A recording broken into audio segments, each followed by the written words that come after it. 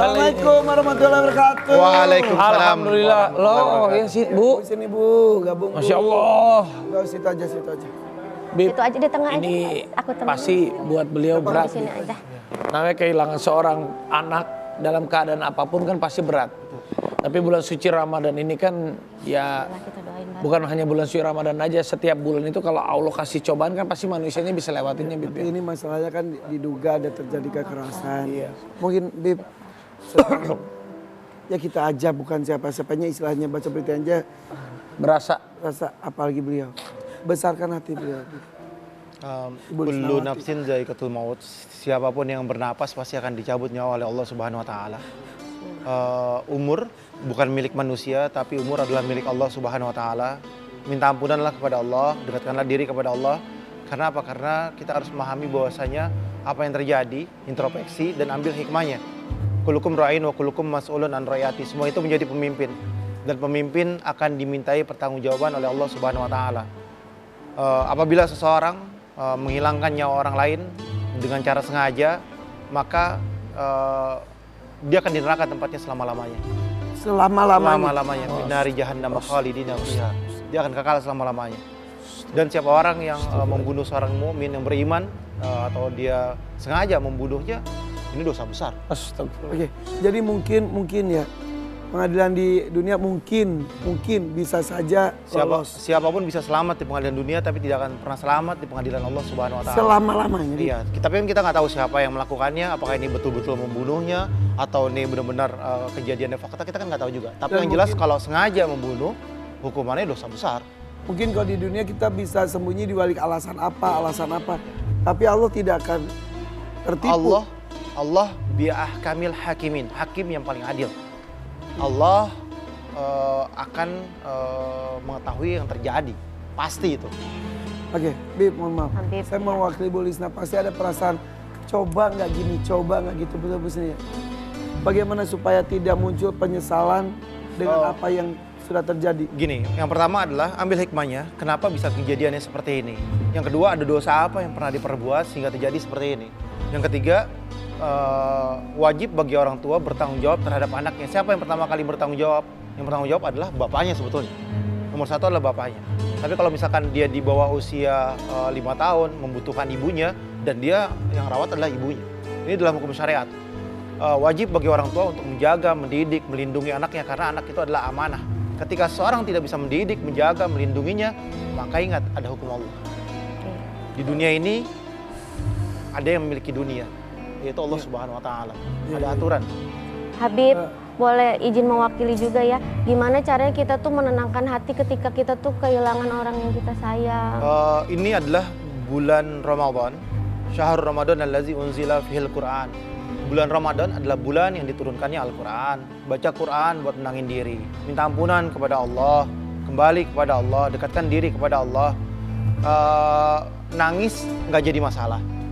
Air mata itu punya hak, tapi nggak boleh berlama-lama. Karena apa? Karena jangan meratapi, jangan kalian kalau nyesel boleh. Ya Allah, saya menyesal. Kenapa nggak anak itu ada di tangan saya dulunya? Kenapa nggak saya yang merawat? Kenapa nggak saya mendidik? Kenapa nggak saya menjaga? Misalkan seperti itu. Atau misalkan ya Allah, kenapa saya taruh di sebelah sana ya? Ada penyesalan nggak jadi masalah. Tapi kembali kepada Allah, minta ampunan kepada Allah, dekatkanlah diri kepada Allah, sehingga apa? Nanti kamu akan lebih tenang. Kalau kamu merasa seperti ini, gundah, akhirnya memancing sebuah keributan dan lain sebagainya, itu dampaknya akan menjadi nggak baik. Yeah. Supaya membuat tenang kan kita bisa melakukan sebuah amalan. Baca Quran, istighfar, dekatkan diri kepada Allah, salat malam, yakin bahwasanya kita akan kembali kepada Allah. Inna lillahi wa inna ilaihi raji'un. Semua yang hidup pasti akan mati dan akan kembali kepada Allah Subhanahu wa taala. Dan kita kembali dalam keadaan baik atau kembali dalam keadaan buruk. Amin. Dan jika Kalau ini kan usia berapa tahun? 12 ya. Usia 12 tahun, Mungkin Mas. belum akil balik. Belum akil balik dan ahli sorga, insya Allah. Doakan bagaimana caranya kita bisa kembali kepada Allah dalam keadaan beriman, bertakwa, dan berjumpa dengan anak kita dalam keadaan Allah ridho. Itu yang paling penting. Ya. Bu, Ada yang bertanyakan ada ya yang Ibu? ditanyakan atau kita doakan Oke, sama Ibu ya? Insya Allah yang disampaikan ya. Iya, doanya. Raja alias Nizam, insya Allah sudah di tempat terbaik di sisi Allah SWT. Kita yakin juga anak Ibu almarhum anak yang soleh ya. Insya Allah. Amin. yang soleh. Amin. Mungkin ada ibu-ibu yang mau nanya, silakan. Silakan. Habib, mumpung lagi bulan Ramadan, ada nggak sih amalan atau doa jalur langit yang mustajab biar pejuang 2 garis merah bisa segera dipercayai untuk mempunyai momongan? Jadi yang satu kehilangan, pada banyak orang juga yang berharap untuk mendapatkan anak. Masya Allah. Ada nggak? Iya, amalan benar. untuk kehilangan? Amalan terbaik di bulan Ramadan yang pertama adalah sahur. Sahur itu adalah sunnah Rasulullah SAW. Siapa orang yang berdoa waktu sahur, maka Allah kabulkan doanya. Itu yang pertama. Yang kedua, ketika berpuasa, masuk tuh puasa tuh dari waktu fajar sampai waktu maghrib, berdoa munajat kepada Allah. Itu waktu terbaik. Ada waktu yang paling terbaik lagi, yaitu waktu ketika berbuka puasa. Ketika mau buka puasa ada makanan di meja, ya kan, masuk waktu azan, langsung berdoa, Allahumma laka sumtu wa bika amantu wa ala rizqika aftartu bi rahmatika ya arhamar rahimin. Minta sama Allah doanya, ya Allah, hamba pengen punya anak yang soleh. Komplit doanya, yang soleha, yang bertakwa kepada Allah, sehat, berkah, Allah panjangkan umurnya, taat dalam ibadah kepada Allah, yang komplit. Minta sama Allah, selesai, baru makan sedikit, zahabaz zama'u wa batalatul uruq wa sabatul ajur, insyaallah ta'ala minal aminin. Jadi pas makanan masuk, bahasa rongkongan, selesai itu misalkan korma atau apa, selesai ngunyahnya, doa lagi minta sama Allah. Nah ini doa yang mustajab. Itu momen-momen mustajab Momen di bulan mustajab Ramadan tuh itu. Ramadan. Ini yang paling mustajab nomor satunya.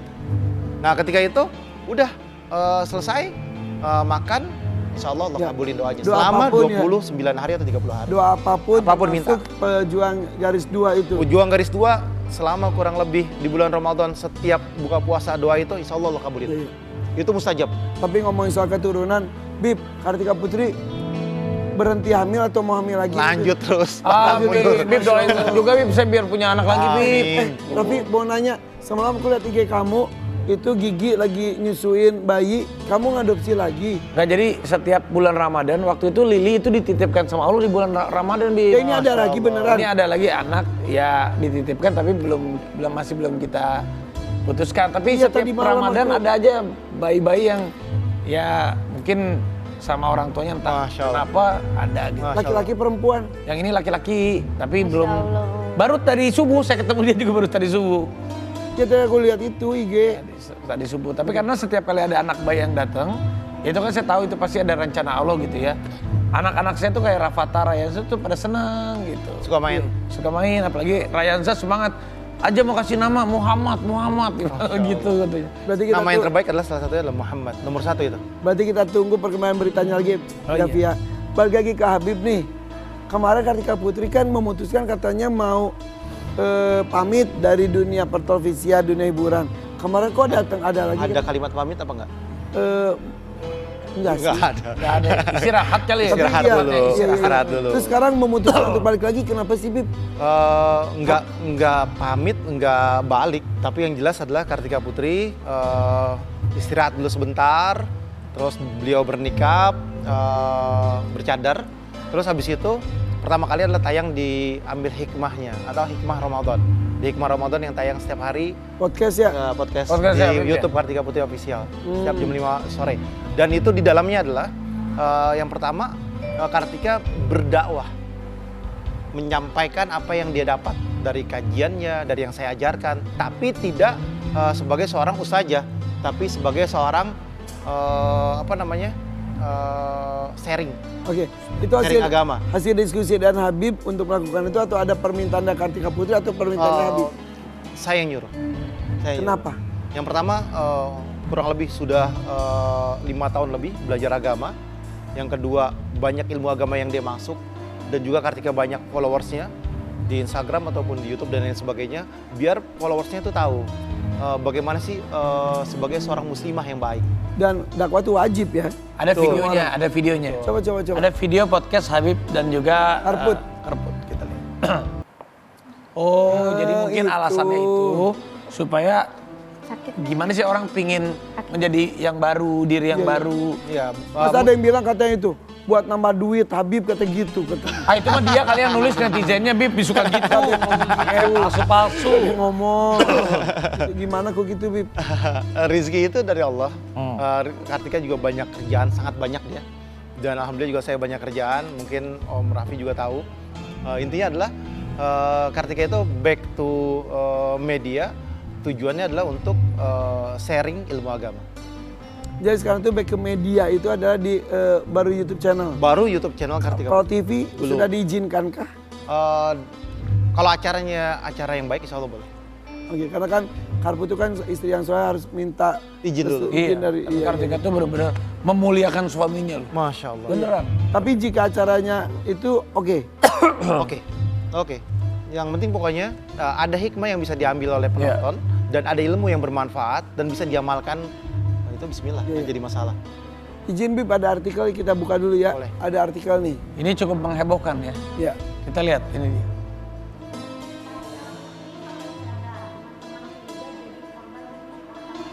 Jelasin.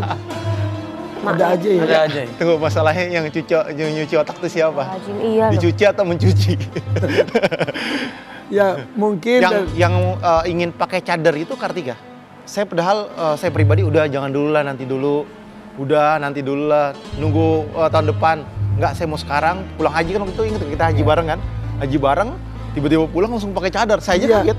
Karpu cerita ke saya ya, katanya ketika di sana ada orang liatin wajah dan lain, dia merasa ini ya akhirnya tutup petik itu ya. Betul. Karena menggunakan cadar itu menurut 4 mazhab itu adalah sunnah muakkadah.